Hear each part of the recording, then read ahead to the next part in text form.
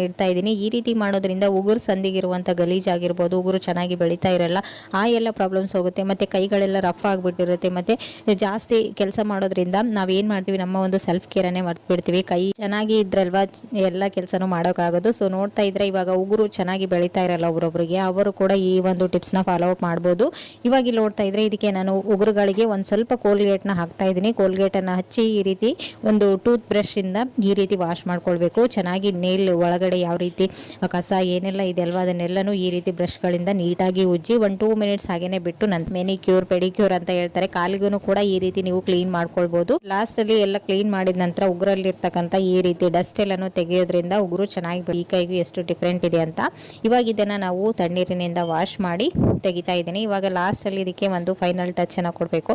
ಇದಕ್ಕೆ nail polish ಅನ್ನ ಹಚ್ಚೋದ್ರಿಂದ ಇನ್ನೂ ತುಂಬಾ ಚೆನ್ನಾಗಿ ಕಾಣಿಸುತ್ತೆ. ಸೊ ಇವಾಗ ಲಾಸ್ಟ್ ಅಲ್ಲಿ ನೇಲ್ ಪಾಲಿಶ್ ಅನ್ನ ಹಾಕ್ತಾ ಇದ್ದೀನಿ. ಈ ರೀತಿ ನೀವು ಮನೆಯಲ್ಲಿ ವೇಸ್ಟ್